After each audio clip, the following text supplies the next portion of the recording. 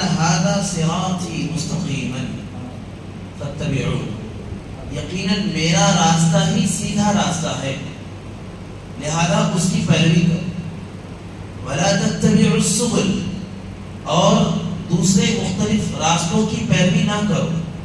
فَتَفَرَّقَ بِكُمْ عَنْ سَبِيلِهِ ذَلِكُمْ وَصَّاكُمْ بِهِ لَعَلَّكُمْ تَتَّقُونَ۔ اس آیت کریمہ کے اندر اللہ تبارک و تعالی نے اس راہ کی طرف رہنمائی کی ہے اور اس راستے کی پیروی کرنے کی بات کہی ہے جس کی تبلیغ کے لیے، جس کی طرف لوگوں کو بلانے کے لیے جناب محمد رسول اللہ صلی اللہ علیہ وسلم کو مبعوث کیا گیا۔ چنانچہ اللہ کے نبی صلی اللہ علیہ وسلم تشریف لائے تو آپ نے یہ صدا لگائی کہ قولوا لا الہ الا اللہ ایھا الناس، قولوا لا الہ الا اللہ تفلحوا تملک العرب والعجم، لوگوں لا الہ الا اللہ کہہ دو کامیاب ہو جاؤ گے،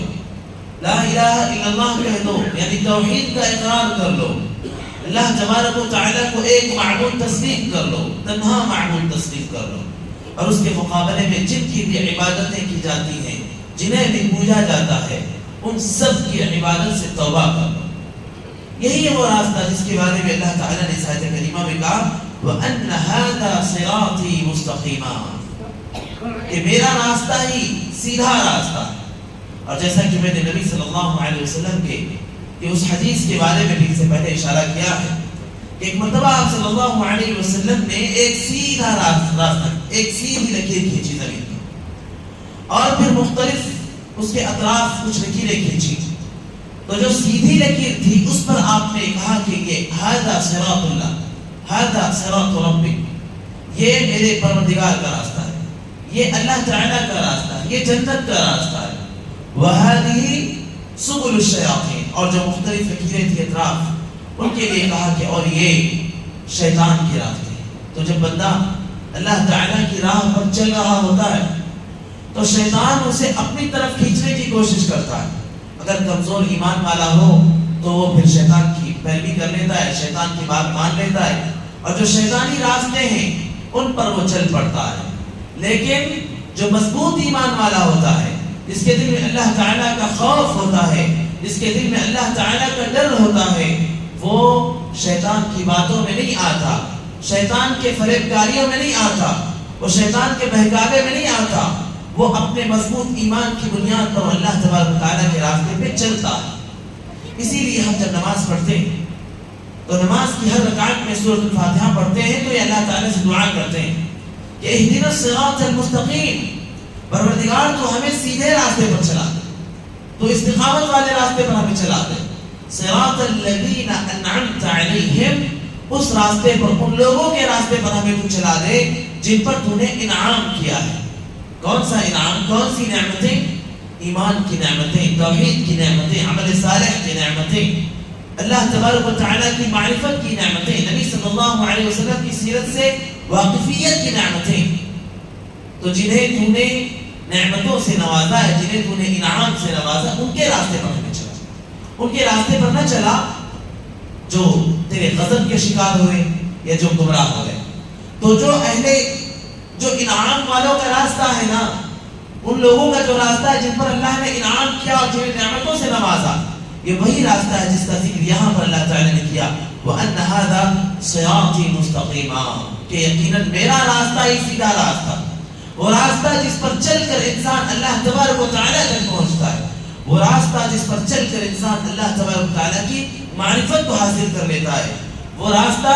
جس پر چل کر انسان ایک صاحب ایمان اپنی زندگی، اپنی پوری زندگی کی جو سب سے اہم خواہش اور آرزو ہوتی ہے کہ میرے اعمال کے نتیجے میں اللہ تعالیٰ مجھے جنت میں داخلہ نصیب فرما دے، تو یہ خواہش اور یہ آرزو جس راستے پر چل کر پوری ہوتی ہے، یہ وہی راستہ ہے جس کی طرف اللہ تعالیٰ نے یہاں اشارہ کیا ہے وَأَنَّ هَذَا صِرَاطِي مُسْتَقِيمًا فَاتَّبِعُوهُ۔ اسی راستے کی پیروی اصل ہے، اسی راستے پر چلنا اصل ہے، اسی راستے کی پیروی اصل ہے۔ اور جب انسان اللہ تبارک و تعالیٰ کے اس راستے پر چلتا ہے جس طرف اللہ تبارک تعالیٰ نے کہا کہ اتبعوا ما انزل الیکم من ربکم ولا تتبعوا من دونه اولیاء، کہ آپ کے پروردگار کی طرف سے جو کچھ نازل کیا گیا ہے اس کو فالو کیجئے، اس کی پیروی کیجئے، اس کے مقابلے میں نام نہاد ولیوں کی اور بزرگوں کی پیروی نہ کیجئے۔ تو انسان جب اللہ تبارک و تعالیٰ کی نازل کردہ احکام کتاب اللہ اور سنت رسول کی پیروی کرتا ہے تو اللہ تبارک و تعالیٰ کہتے ہیں من کان للہ کان اللہ لہ، جو اللہ کا ہو گیا، یعنی جس نے اپنی زندگی اللہ کے لیے کر دی، جس نے اپنی زندگی میں اپنی زندگی کے راستوں کو اللہ رب العالمین کے بتلائے ہوئے راستوں کے مطابق بنا لیا، وہ اللہ تعالیٰ اس کا ہو۔ اللہ تعالیٰ کہتے ہیں قل اننی ہدانی ربی الی صراط مستقیم، کہ آپ کہہ دیجئے کہ یقیناً میرے پروردگار نے مجھے سیدھے راستے کی طرف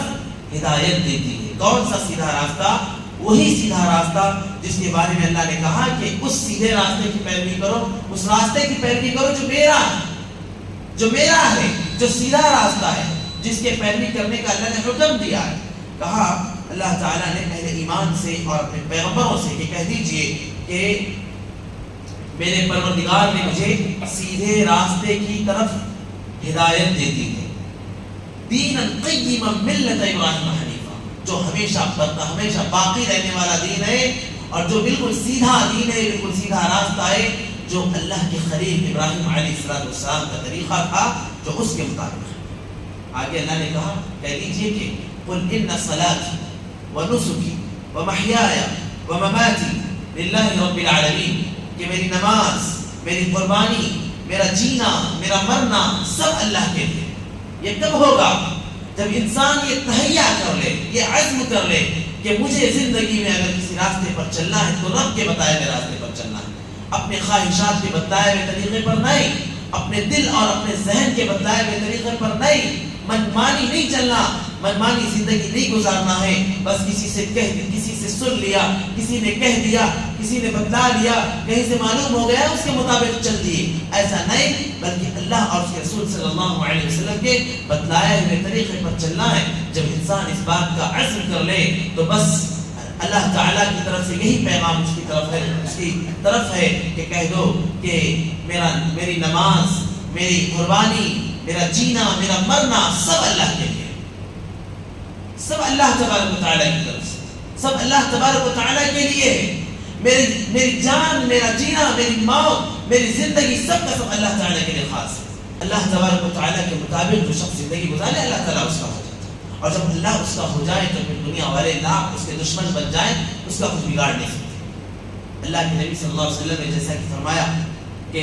میری امت میں 73 فرقے ہو جائیں گے، 73 جماعتیں ہو جائیں گی، ستفترق امتی علی 73 فرقہ کلہم فی النار الا واحد، سبھی جہنمی ہوں گے سوائے ایک کے، اور وہ ایک کون ہوگا؟ وہ ایک ہوگا ما انا علیہ واصحابی اليوم، وہ جماعت جو میرے اور میرے صحابہ کے طریقے پر ہے، وہ جماعت جس کے بارے میں اللہ تعالیٰ نے کہا کہ فَإِنْ آمَنُوا بِمِثْلِ مَا آمَنْتُمْ بِهِ فَقَدِ اهْتَدَوْا، جن کا ایمان صحابہ کے ایمان جیسا ہوگا وہ کامیاب ہوں گے اور ان کی زندگی اللہ تعالیٰ کے لیے ہوگی۔ وہ جماعت جس کے بارے میں اللہ کے نبی صلی اللہ علیہ وسلم نے کہا کہ لا يزال طائفة من امتی ظاہرین منصورین علی الحق لا يضرهم من خالفهم، کہ ایک جماعت ہمیشہ حق پر قائم اور دائم رہے گی، حق کے مطابق زندگی گزارتی رہے گی اور اس کے مخالفین اس کا کچھ بگاڑ نہیں سکتے۔ لا يزال طائفة من امتی ظاہرین منصورین علی الحق، اللہ تعالیٰ کی طرف سے اس کی مدد بھی کی جائے، مخالفین، راہ میں روڑے اٹکانے والے، دشمنیاں کرنے والے، ان کا کچھ بگاڑ نہیں پائیں گے۔ وہ جماعت کون ہے؟ وہ وہی لوگ ہیں جن کے لیے اللہ تعالیٰ نے جنہیں حکم دیا کہ وَأَنَّ هَذَا صِرَاطِي مُسْتَقِيمًا فَاتَّبِعُوهُ، میرے راستے کی پیروی کرو، اور جنہوں نے اللہ تبارک تعالیٰ کے اس حکم کی فرما برداری کرتے ہوئے اللہ تعالیٰ کے راستے کی پیروی کی، اللہ تعالیٰ کے احکام کی پیروی کی، اور پھر اللہ کے اس حکم پر عمل کرتے ہوئے انہوں نے کہا کہ قُلْ إِنَّنِي هَدَانِي رَبِّي إِلَىٰ صِرَاطٍ مُسْتَقِيمٍ۔ اس لیے زندگی میں ہمیں صرف اسی راستے کی پیروی کرنا ہے، صرف ہمیں وہی باتیں اپنانی ہے جو کتاب اللہ اور سنت رسول سے ہمیں ملتی ہوں۔ کسی نے کہہ دیا، کسی سے سن لیا، کسی نے بیان کر دیا، کسی بیان میں سن لیا، کسی ویڈیو میں دیکھ لیا، تو بس ہر بات ہماری پیروی کے لیے اور ہر بات ہمیں اتباع کرنے کے لیے نہیں ہوتی ہے۔ دوستو بھائیوں، اسی طریقے سے ایک مقام پر اللہ تبارک و تعالیٰ نے کہا یا بنی آدم خذوا زینتکم عند کل مسجد وکلوا واشربوا ولا تسرفوا انہ لا يحب المسرفین، کہ اے آدم کی اولاد اے اولاد آدم خذوا زینتکم عند کل مسجد، کہ ہر سجدے کے وقت یا ہر سجدہ گاہ کی جگہ پر یا مسجد میں جاتے وقت اپنی زینت کو اختیار کریں۔ خذوا زینتکم عند کل مسجد وکلوا واشربوا، کھاؤ پیو لیکن اسراف سے کام نہ لو۔ اللہ تبارک و تعالیٰ اسراف کرنے والوں سے محبت نہیں کرتا، انہیں پسند نہیں کرتا۔ اس آیت کریمہ میں سب سے پہلا جو پیغام دیا گیا کہ جب اللہ تبارک و تعالیٰ کی عبادت کے لیے ہم جا رہے ہوں تو ہمیں چاہیے کہ ہر اعتبار سے ہم زینت اختیار کر لیں، اچھے لباس میں ہو، اچھا یعنی ہمارا ظاہر بھی اچھا ہو، ہمارا باطن بھی اچھا ہو۔ علامہ ناصر الدین البانی رحمہ اللہ اس آیت کی تفسیر میں اور اس آیت کی وضاحت کرتے ہوئے ٹوپی کا ذکر لاتے ہیں۔ اس کا مطلب یہ بالکل نہیں ہے کہ بعض لوگ جیسا کہتے ہیں کہ نہیں ٹوپی کے بغیر تو نماز ہی نہیں۔ ایک طرف تو ایسے لوگ ہیں جو صاف کہتے ہیں ٹوپی کے بغیر نماز ہی نہیں، وہی کچھ ایسے لوگ ہیں جو صاف یہ کہتے ہیں کہ بھائی ٹوپی تو یہودیوں کی علامت ہے، نعوذ باللہ، ٹوپی تو غیروں کی صفت ہے، ٹوپی تو ایسی چیز ہے جس کا دین میں کوئی ذکر نہیں ملتا، جس کا دین سے کوئی تعلق نہیں ہے۔ نہیں، ایسا نہیں ہے۔ جہاں پر مسلمانوں کی شناخت اور پہچان بن گئی ہے ٹوپی، وہاں پر سر پر ٹوپی ہونا یہ ایک مسلمان کی پہچان مانی جاتی ہے۔ ایک شخص جا رہا ہو، اس کے سر پہ ٹوپی، اس کے چہرے پہ داڑھی، اس کا لباس، ایک مسلمان کی پہچان تصور کی جاتی ہے۔ ایسی جگہ پر ٹوپی لگانا اہم ہوتا ہے، ضروری ہوتا ہے۔ لیکن اگر کوئی نہیں لگاتا تو بہرحال اس کے لیے ہم یہ باتیں نہیں کریں گے کہ نہیں ایسے شخص کی تو نماز ہی نہیں، ایسا شخص تو ظاہراً مسلمان نظر ہی نہیں آتا۔ لیکن یہ ضرور ہے کہ زینت میں شامل ہے چیز، زینت میں ایک مسلمان کی زینت میں چیز شامل ہے۔ لہذا اگر کوئی شخص مسجد میں خاص طور سے آ رہا ہے یا اللہ کی عبادت کے لیے کھڑا ہو رہا ہے، اللہ کی عبادت کے لیے جا رہا ہے، تو ایسے شخص کو چاہیے کہ وہ سر پہ ٹوپی رکھے اور اچھے لباس میں ہو۔ آج صورتحال یہ ہے، بار بار لوگ شکوے کرتے ہیں کہ مولوی صاحب درس میں یہ بات کہیے کہ لوگ ذرا نماز کے لیے مسجد میں آتے ہیں تو اچھے لباس میں آئیں۔ بہت ہی زیادہ ٹائٹ جینس پہن لیے، ٹی شرٹ پہن لیے، سجدے میں جاتے ہیں تو نعوذ باللہ صدر بے پردہ ہو جاتے ہیں۔ پیچھے کھڑے ہونے والے لوگوں کی کو کراہت محسوس ہوتی ہے، لیکن ایسی چیز ہے کہ لوگ بولنے سے اچھا محسوس نہیں کرتے، اچھا نہیں دکھتا انہیں کہ ظاہر فوراً بول دیں، فوراً ٹوک دیں، اچھا محسوس نہیں ہوتا۔ اس لیے آ کر بعد میں کہتے ہیں کہ ذرا اپنے انداز میں لوگوں کو سمجھائیے کہ لوگ اچھے لباس میں مسجد میں آئیں۔ آپ ذرا غور کیجئے میرے بھائیوں، جب ہم کسی فنکشن میں، کسی پروگرام میں، کسی شادی بیاہ میں یا کسی گیدرنگ میں جاتے ہیں تو وہاں پر ہمارا لباس کیسا ہوتا ہے؟ کیا ہم جس لباس میں مسجد میں آتے ہیں، کیا ہم ایسے اہم پروگرامز میں بھی جو دنیاوی پروگرامز ہوتے ہیں ہم ان میں بھی ایسے لباس پہن کر جاتے ہیں؟ کیا یہ ٹی شرٹ اور یہ ٹائٹ جینس یہ جنہیں ہم مسجد میں پہن کر آ جاتے ہیں اور پھر ہماری صدر نعوذ باللہ بے پردہ ہوتی، کیا ہم ایسے پروگرام دنیاوی پروگرامز میں پہن کر ان لباس کو ہم جاتے نہیں جاتے؟ وہاں تو ہماری کوشش ہوتی کہ نہیں ہم سب سے اچھے دکھیں، ہمارے جسم پر سب سے اچھا لباس ہو، لوگ ہماری طرف سب سے زیادہ نظر ڈالیں، ہم سے آگے بڑھ کر پوچھے کہ بھئی یہ شیروانی کہاں سے لی، یہ کوٹ پینٹ کہاں سے خریدے، یہ کیا حساب ملا، یہ بہت اچھا کپڑا ہے، یہ کہاں سے حاصل کیا، یہ تو باہر کا لگتا ہے، ایسا ویسا کہہ کے لوگ تعریفیں کریں، لوگ ملیں، لوگ پوچھیں اس کے بارے میں، لوگ اچھی نظر سے دیکھیں۔ ایسی جگہوں میں ہمارا یہ حال، لیکن اللہ کے گھر میں ہم جب آئیں تو ہمارا لباس اچھا نہ ہو، ہمارے جسم پر جو لباس ہو وہ بہت اچھا نہ ہو، بلکہ عام طور پر لوگ اسے پسند بھی نہ کرتے اور اچھا محسوس بھی نہ کرتے، ایسے لباس میں مسجد میں آئیں تو یقین جانے میرے بھائیوں یہ ہمارے دل میں مسجد کی اہمیت کو کم ظاہر کرنے والی بات ہے۔ اس بات کی بات ظاہر ہوتی ہے، واضح ہوتی ہے کہ آپ کے دل میں اللہ کے گھر کا مقام اتنا زیادہ نہیں ہے جتنا مقام آپ کے دل میں فنکشن ہال کا ہے، جتنا مقام آپ کے دل میں مارکیٹ اور بازار کا ہے، جتنا مقام آپ کے دل میں رشتہ داروں کے رشتہ دار کے گھروں کا ہے، اتنا مقام مسجد کا آپ کے دل میں نہیں ہے۔ تو بہرحال اس صورتحال سے اصلاح کرنے کی، اپنی اصلاح کرنے کی اشد ضرورت ہے۔ اللہ تبارک و تعالیٰ نے کہا سورۃ الاعراف کی آیت نمبر 172 میں وَإِذْ أَخَذَ رَبُّكَ مِنْ بَنِي آدَمَ مِنْ ظُهُورِهِمْ ذُرِّيَّتَهُمْ وَأَشْهَدَهُمْ عَلَىٰ أَنفُسِهِمْ أَلَسْتُ بِرَبِّكُمْ قَالُوا بَلَىٰ شَهِدْنَا أَن تَقُولُوا يَوْمَ الْقِيَامَةِ إِنَّا كُنَّا عَنْ هَٰذَا غَافِلِينَ کہ یاد کرو اس وقت کو جب آپ کے پروردگار نے من بنی آدم من ظہورہم ذریتہم، آپ کے پروردگار نے آدم کی پیٹھ سے ان کی ذریت کو نکالا تھا، وَأَشْهَدَهُمْ عَلَىٰ أَنفُسِهِمْ، اور تمام کو ان کے خود ان کے اوپر گواہ بنایا تھا کہ الستُ بربکم، کیا میں تم سب کا رب نہیں ہوں، پروردگار نہیں ہوں؟ انہوں نے کہا کہ کیوں نہیں؟ تو اللہ نے کہا شہدنا ان تقولوا یوم القیامت انا کنا عن ھذا غافلین۔ اللہ تعالیٰ نے تمام مخلوقات کو، بلکہ تمام پیغمبروں کو، تمام فرشتوں کو، ان کی اپنی جانوں کو ان کے اوپر اللہ نے گواہ بنایا تھا۔ اس واقعے کو آیت کریمہ کے اندر اس منظر کا، جس واقعے کا ذکر کیا گیا احادیث میں اس کا ذکر ملتا ہے۔ چنانچہ حضرت کعب بن لؤی غالباً رضی اللہ عنہ کی حدیث ہے، جس میں بڑی تفصیل سے اس آیت کریمہ کی تفسیر ملتی ہے، جس میں اللہ کے نبی صلی اللہ علیہ وسلم کہتے ہیں کہ اللہ تبارک و تعالیٰ نے آدم علیہ السلام کے، بلکہ اس پوری کائنات کے وجود سے، اس پوری کائنات کو برپا کرنے سے کئی سالوں قبل اللہ تعالیٰ نے بنی آدم کو، جو یعنی قیامت کی صبح تک جتنی مخلوقات اس کائنات میں آنے والے سبھی کو اللہ تبارک و تعالیٰ نے جمع کیا، ان کی روحوں کو، اور ان سے اللہ تبارک و تعالیٰ نے یہ عہد لیا تھا، یہ اللہ تبارک و تعالیٰ نے یہ عہد لیا تھا کہ کیا میں تم سب کا رب نہیں ہوں؟ سب نے بیک زبان ہو کر یہ گواہی دی تھی کہ ہاں کیوں نہیں پروردگار، وہ ہم سب کا رب ہے۔ اس کے بعد اللہ تعالیٰ نے سبھی کو ایک دوسرے پر گواہ بنایا تھا۔ پھر آج کیا بات ہے کہ ہم نے اللہ تعالیٰ سے کیے ہوئے اس عہد کو بھلا دیا؟ اب سوال یہ ہوتا ہے، کوئی کہیں گے کہ مولانا ہمیں تو وہ عہد یاد نہیں، تو اس کا جواب یہ ہے کہ بچپن میں سبھی نے ماں کا دودھ پیا ہے، لیکن کسی کو وہ واقعہ یاد نہیں ہے۔ جو ہم نے ماں کا دودھ پیا ہے، وہ منظر اور وہ واقعہ ہمارے ذہنوں میں نہیں ہے، بہت قدیم جو بات ہوتی ہے انسان کو یاد نہیں رہ جاتی۔ اسی طریقے سے اللہ تعالیٰ سے کیا ہوا وہ عہد انسان نے بھلا دیا ہے، اور اسی بھولے ہوئے عہد کو یاد دلانے کے لیے اللہ تبارک و تعالیٰ نے کم و بیش 1,24,000 انبیاء کرام، کچھ کم کچھ زیادہ، اس کائنات میں مبعوث کیے ہیں، جو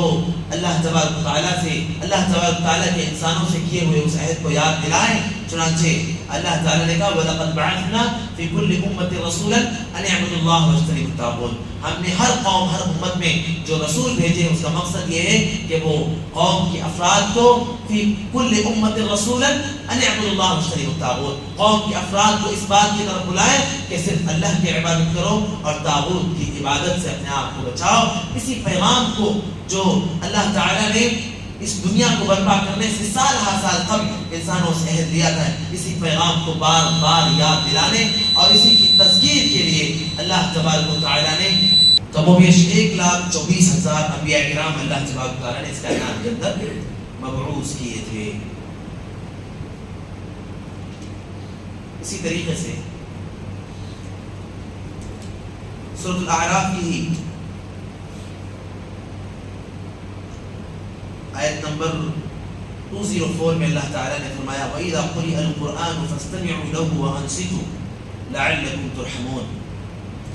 کہ جب قرآن کی تلاوت کی جائے، قرآن پڑھا جائے تو پوری توجہ کے ساتھ، غور کے ساتھ اسے سنو، وَأَنصِتُوا، اور خاموش رہو، لَعَلَّكُمْ تُرْحَمُونَ، تاکہ تم پر رحم کیا جائے۔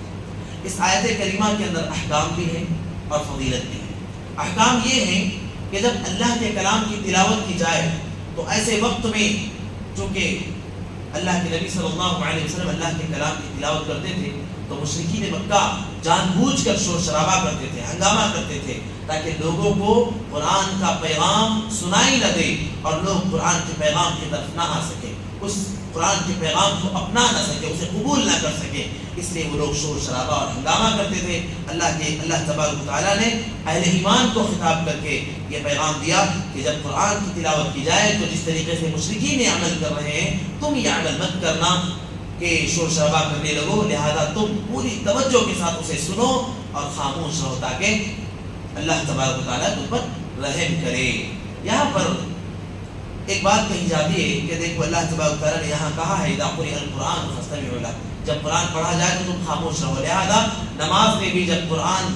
کی تلاوت کی جائے، سورۃ الفاتحہ پڑھی جائے تو پوری خاموشی کے ساتھ اسے سننا ہے مصلی سارے، اور مصلیوں کو یعنی مقتدیوں کو یہ چیز نہیں ہے مقتدیوں کے اوپر کہ وہ سورۃ الفاتحہ کو پڑھیں، یہ بات کہی جاتی ہے، حالانکہ یہاں پر یہ حکم نہیں ہے۔ اللہ کے نبی صلی اللہ علیہ وسلم نے بتا دیا ہے کہ سورۃ الفاتحہ کے بغیر نماز نہیں ہے، لا صلاۃ لمن لم یقرأ بفاتحۃ الکتاب، اور آپ صلی اللہ علیہ وسلم نے کہہ دیا ہے کہ من صلی صلاۃ لم یقرأ فیہا بأم القرآن فہی خداج، جس نے نماز پڑھی اس میں سورۃ الفاتحہ کا اہتمام نہیں کیا تو اس کی نماز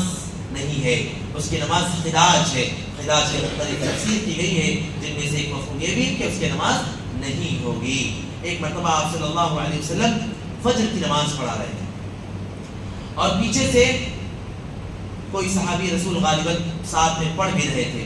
آپ صلی اللہ علیہ وسلم نے نماز ختم کی اور پیچھے مڑے تو صحابہ سے پوچھا کہ کیا آپ میں سے کوئی پڑھ رہے تھے کیا، کیونکہ تلاوت مجھ پر بوجھل ہو رہی تھی۔ ایک صحابی رسول نے کہا اے اللہ کے رسول میں پڑھ رہا تھا، آپ نے کہا کہ لا تفعلوها الا بأم القرآن، کہ تم صرف سورۃ الفاتحہ پڑھا کرو، بقیہ جو ضم سورے ہیں یا سورۃ الفاتحہ کے بعد کا جو حصہ ہے وہ تم مت پڑھا کرو۔ تو پتہ چلا کہ سورۃ الفاتحہ تو ہر نماز کی ہر رکعت کا حصہ ہے، اس کے بغیر تو نماز کا تصور نہیں ہے۔ اس آیت کریمہ سے یہ استدلال کرنا باطل استدلال ہے، کیونکہ احادیث سے اس کا حکم واضح ہے۔ البتہ نماز سے ہٹ کر جب قرآن کی تلاوت کی جا رہی ہو الگ، تو پھر سارے لوگوں کی یہ ذمہ داری ہے کہ وہ قرآن کی تلاوت کے مقابلے میں اپنی آواز کو بلند نہ کریں، پوری غور اور توجہ کے ساتھ قرآن کی تلاوت کو اور قرآن کی آیتوں کو سننے کا اہتمام کریں۔ فائدہ کیا ہوگا، فضیلت کیا ہے کہ جسے قرآن پڑھنا نہ آتا ہو، جسے قرآن یعنی خود بھی پڑھنا نہ آتا ہو یا وہ سیکھ رہا ہو، ابھی سیکھنے کے ایام سے گزر رہا ہو، تو ایسا شخص قرآن کے سماع سے اللہ تبارک و تعالیٰ کے رحم و کرم کو حاصل کر سکتا ہے۔ قرآن اچھا پڑھنے والوں کے ساتھ بیٹھ کر یا قرآن کو پڑھنے کے لیے موبائل فون میں قرآن کو لگا لیا اور سننے کا اہتمام کرے، ایسے شخص کے لیے اللہ تبارک و تعالیٰ کہتے ہیں کہ لعلکم ترحمون، اس پر اللہ تبارک و تعالیٰ رحم فرماتے ہیں۔ اللہ تعالیٰ سے دعا ہے الہ العالمین ہم سب کو کتاب اللہ اور سنت رسول کے احکام کی پابندی کرنے کی توفیق عطا فرمائے اور ہم سب کو سچا اور پکا مومن اور ایمان والا بنائے۔